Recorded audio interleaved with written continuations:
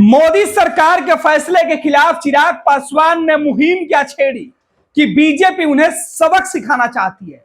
भाजपा चिराग की नकेल कसना चाहती है।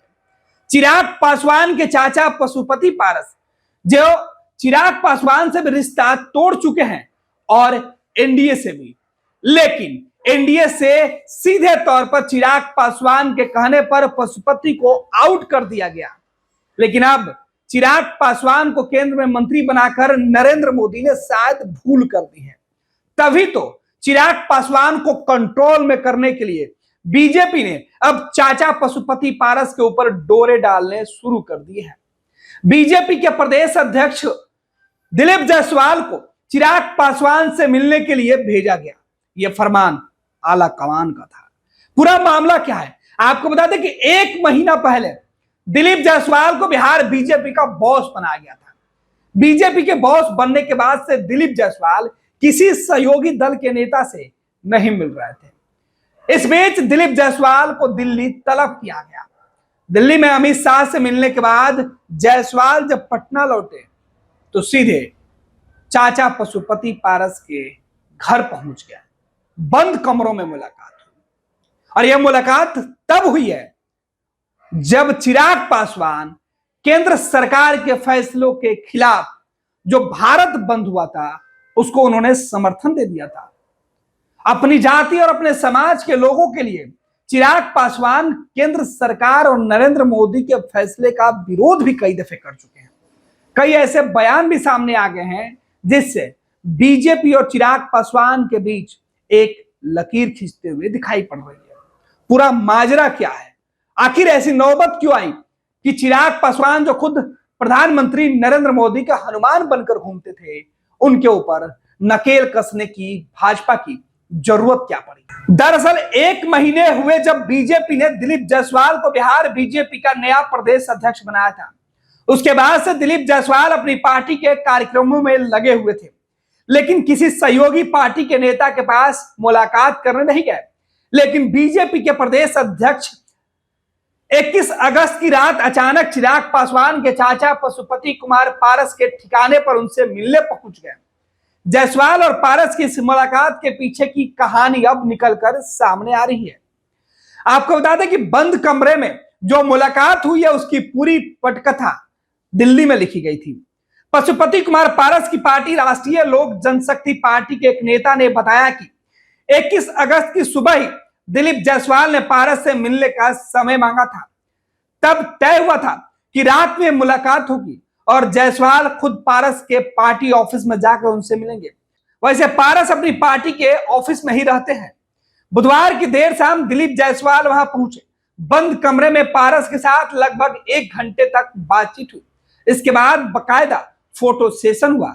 मीडिया को मुलाकात की जानकारी दी गई। आलाकमान के निर्देश पर यह मुलाकात संभव हुई है। जो जानकारी आ रहा है, बताया जा रहा है कि बीजेपी के नेता ही बता रहे हैं कि दिलीप जायसवाल ने अपने पार्टी के आलाकमान के निर्देश पर पशुपति पारस से मुलाकात की है। सूत्रों के मुताबिक 20 अगस्त को दिल्ली में दिलीप जायसवाल की मुलाकात केंद्रीय गृह मंत्री अमित शाह और बीजेपी अध्यक्ष जेपी नड्डा से हुई थी। उसी मुलाकात के दौरान जायसवाल को कहा गया था कि वे पशुपति पारस के घर जाकर उनसे मुलाकात करेंगे। दिलीप जायसवाल 20 अगस्त की रात दिल्ली से पटना लौटे। 21 अगस्त को सदस्यता अभियान को लेकर बीजेपी का दिन भर कार्यक्रम था। इसमें शामिल होने के लिए कई नेता दिल्ली से खास तौर पर पटना आए थे। जैसे ही बीजेपी का कार्यक्रम और बैठक खत्म हुई, वैसे ही जायसवाल की गाड़ी पशुपति कुमार पारस के घर पहुंच गई। पारस की राष्ट्रीय लोक जनशक्ति पार्टी के एक नेता ने बताया कि दिलीप जायसवाल अपने आला कमान का आदेश लेकर पहुंचे थे। उन्होंने पारस को भरोसा दिलाया कि बीजेपी उनके साथ है और आने वाले विधानसभा चुनाव में बीजेपी उन्हें पर्याप्त महत्व देगी। लोकसभा चुनाव जैसी घटना अब नहीं होगी। दिलीप जायसवाल ने बार बार पारस को यकीन दिलाया कि बीजेपी उन्हें सड़क पर नहीं छोड़ेगी। चिराग पर नकेल कसने की यह पूरी तैयारी है। सियासी गलियारे में सवाल अब यह उठ रहा है कि आखिरकार दिलीप जायसवाल पारस से ही मिलने क्यों पहुंचे। करीब 1 महीने पहले उन्हें प्रदेश अध्यक्ष बनाया गया था। बिहार में बीजेपी का जेडीयू, लोजपा रामविलास, जीताराम मांझी की पार्टी और उपेंद्र कुशवाहा के राष्ट्रीय लोक मोर्चा के साथ गठबंधन है। दिलीप जायसवाल इन पार्टियों के नेताओं के घर पर नहीं गए। फिर पारस के घर जाने का मतलब क्या है? बीजेपी सूत्र इसका जवाब दे रहे हैं। उनके मुताबिक पार्टी चिराग पासवान पर नकेल कसना चाहती है। चिराग पासवान ने इन दिनों कई विवादित मुद्दों पर बयानबाजी की है। सुप्रीम कोर्ट के फैसले, यूपीएससी की नियुक्ति जैसे मामलों पर चिराग पासवान की बयानबाजी से बीजेपी खुश नहीं है। विवादित मुद्दों पर बीजेपी की दूसरी सहयोगी पार्टियों ने अपनी जुबान बंद रखी, लेकिन चिराग पासवान लगातार बयान दे रहे हैं। इससे बीजेपी आलाकमान को चिराग के भविष्य को लेकर आशंका थी। वहीं लोकसभा चुनाव में अपने पार्टी के प्रदर्शन पर चिराग पासवान के दावे से भी बीजेपी असहज है। दरअसल लोकसभा चुनाव में चिराग की पार्टी को 5 सीटें मिली थी, उन सब पर जीत हासिल हुई है। बीजेपी को खबर मिली है कि चिराग लगातार यह दावा कर रहे हैं कि उन्होंने अपने दम पर जीत हासिल की है, जबकि बीजेपी नेताओं का मानना है अगर नरेंद्र मोदी के नाम का सहारा नहीं होता तो खुद चिराग पासवान की जमानत नहीं बचती। चिराग पासवान की बयानबाजी से बीजेपी को आशंका है कि बाद में कहीं वो पाला नहीं बदल ले। ऐसे में बीजेपी का प्लान बी तैयार है। अगर चिराग पासवान कुछ ज्यादा महत्वाकांक्षा दिखाते हैं तो बीजेपी पारस को आगे करने की तैयारी में है। बीजेपी की तैयारियों को देखते हुए इतना तो स्पष्ट है कि आगे आने वाले दिनों में बिहार की सियासत दिलचस्प मोड़ पर होगी। आपको बता दें कि सवाल यह भी उठा है कि जिस पशुपति पारस से मिलने के लिए बीजेपी के नेता कभी टाइम नहीं दिया करते थे, वही नेता अब पशुपति पारस से मिलने का वक्त मांग रहे हैं। दिल्ली से पटना तक पशुपति पारस घर के बाहर जाकर इंतजार करते रहे, लेकिन बीजेपी नेताओं के दरवाजे नहीं खुले थे।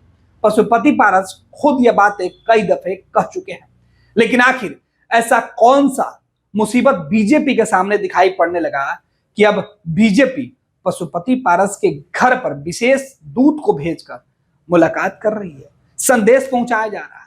मामला साफ है कि चिराग पासवान जिस तरीके से बयान देकर बीजेपी को मुसीबत में डालने की कोशिश कर रहे थे, उन बयानों से चिराग पासवान को दूर रहने की सलाह दी जाए। और यह सलाह सार्वजनिक तौर पर तो नहीं दी जा सकती है, लेकिन चिराग को उनके ही चाचा से उनकी हैसियत बताकर दिलवाया जरूर जा सकता है।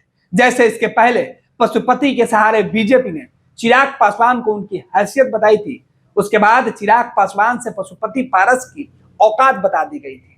लेकिन अब एक बार फिर से बीजेपी एक नया खेल खेलने जा रही है, जिसमें चिराग को भी और पशुपति को भी एक ही मयान में रखने की पुरजोर कोशिश की जाएगी। मतलब साफ है, चिराग एनडीए के हिस्सा तो है, लेकिन भरोसे में वो नरेंद्र मोदी और अमित शाह के तराजू पर पूरी तरीके से 100% नहीं तोले जा रहे हैं। तभी तो चिराग का पलड़ा जैसे ही हिल रहा है, अमित शाह और नरेंद्र मोदी टेंशन में आ रहे हैं। और इसी तनाव को दूर करने के लिए पशुपति पारस जो चिराग पासवान के चाचा हैं, उनसे मिलने के लिए बीजेपी के प्रदेश अध्यक्ष को भेजा गया था, जिसकी तस्वीरें भी लगातार हम आपको दिखा रहे हैं।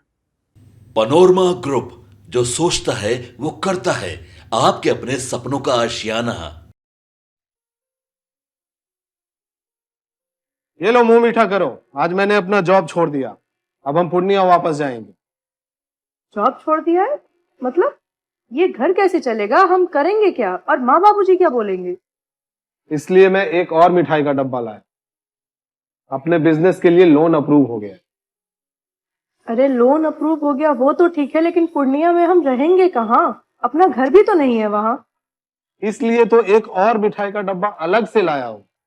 हमने पूर्णिया में घर ले लिया है, पूर्णिया के ई होम्स पैनोरमा में। पूर्णिया में पैनोरमा ग्रुप लेकर आए हैं ई होम्स पैनोरमा। बड़ा घर, आलीशान जिंदगी और अत्याधुनिक सुविधाओं के संग। अरे अरे, अब क्यों मुंह मीठा करवा रही हो? क्योंकि हम घर वापसी जो कर रहे हैं। घर वापसी की खुशी पूर्णिया में ई होम्स पैनोरमा के संग। ई Homes Panorama, luxurious lifestyle redefined.